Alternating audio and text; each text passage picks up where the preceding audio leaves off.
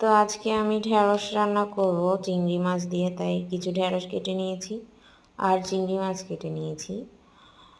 তো রান্না করতে চলে এসেছি। তেল গরম হয়ে গিয়েছে, পেঁয়াজ কুচি দিয়ে দিলাম। পেঁয়াজটাকে কিছুক্ষণ ভেজে নিব, একটু ব্রাউন কালার হবে। তারপর হলুদ দিয়ে দিলাম অল্প একটু, সামান্য একটু লবণ দিয়ে দিলাম, দুটো কাঁচামরিচ দিয়ে দিলাম। তো এটাকে কিছুক্ষণ নেড়ে একটু ব্রাউন কালার করে নিব। তো এখানে মাছগুলো দিয়ে দিলাম, মাছগুলো একটু লাল লাল হবে, কিছুক্ষণ কষিয়ে নেব। আমার ছোট মেয়েটা চিংড়ি দিয়ে ঢেঁড়স রান্না করলে সে ভাত খেতে অনেক পছন্দ করে, তাই ঢেঁড়সটা রান্না করার সময় আমি অনেক সাবধানে রান্না করি, খুব একটা ঝাল দেই না।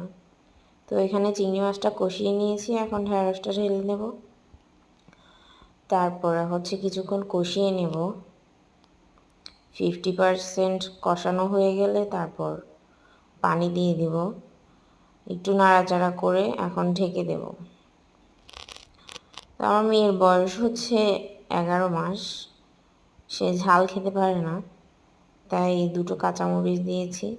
আর ঢেঁড়সটা দিয়ে ওকে ভাত খাওয়ালে ও গলায় ব্যথা পায় না, তাই সে খেতে পারে। অন্য কোনো খাবার দিয়ে খাওয়াতে গেলে ও গলায় অনেক ব্যথা পায়, তাই খেতে পারে না। এখানে ঢেঁড়সটা আমার 50% সেদ্ধ হয়ে গিয়েছে। তো এখন আমি কিছুক্ষণ নাড়াচাড়া করে পানি দিয়ে দেব। পানি দিয়ে দিলে কিছুক্ষণ সেদ্ধ করে নেব। বেশি পানি দেব না, একটু ঘন করে রাখবো যাতে ভালো লাগে খেতে। তো কিছুক্ষণ পর আমি ফিরে আসলাম, ঢেঁড়সটা আমার হয়ে গিয়েছে। এখন আমি নামিয়ে নেব।